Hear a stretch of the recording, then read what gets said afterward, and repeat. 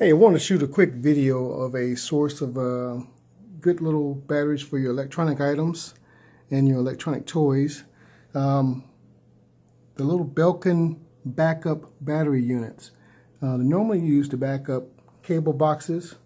What happens is people will move and turn the cable boxes in, and oftentimes the cable company, they don't want the boxes back. What you don't know is that they have a battery inside of the cable box itself. So when I'm in Goodwill, I run across these boxes and I usually grab them because they're only, $7-10 or whatnot, as you can see on the price there. However, the battery that's inside of them could cost anywhere from 15 to 20 to 25 bucks. And the batteries are normally still in pretty good shape. But before I make the purchase, I plug them in just to double check to make sure that they're still good to go. So I'm going to plug this one in and show you the check that I run through to make sure they're good to go. So now that I plugged it into the wall, there's a little button on the back. Should be an on-off button. And people normally get rid of these because they do make that little buzzing noise.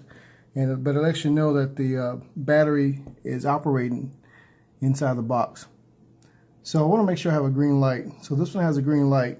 And so the audible, you can turn the audio off or on if you want to using that button there. But that's what I make sure that it does have a green light before I make the purchase and take it home. So once I take it home, you take it and just pop it open. I'll show you how to. It's pretty easy to get to.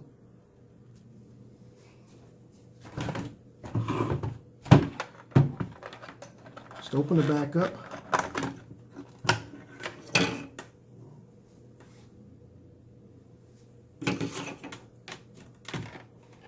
And you slide the battery out by pushing those two tabs down there, and you get a battery.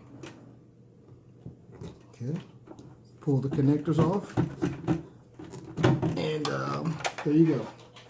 And so I normally discard the case, but there may be some usable parts in the case. But the battery is fairly similar to a battery that's used in my son's Razor cart, the G-Force Drifter, I think it was what it's called. But this battery is a 12-volt, 7-amp-hour battery. It's actually the same size, and I think it's the same amp hour, even though it doesn't say it on the battery itself. But it does say it's 12 volt, so it's pretty much a one-for-one matchup, which should be, usable for your kid's toy. And then the next step is I'll take it and run a test on the battery myself to see if it'll hold a charge once I get it home. So I'll plug it up to my tester and we'll see what it looks like.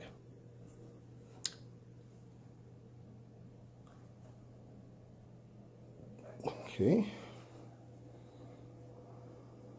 I did connect it to my tester and determined that it has about 70% battery power still in the battery itself. So I'll leave it here and let it charge for a little while and see if it'll hold 100% power and maintain its charge. But I think this is going to be a good battery overall. Looks like it's not swollen. It's still in pretty good condition, and basically all it did was sit there and stay connected up to serve as a backup source for the cable box whenever the power went off, and which probably rarely happens. So I don't think these batteries were really put to any kind of strenuous use at all. Not the same kind of use that you would find in a normal electric toy. So otherwise, it's a pretty good battery.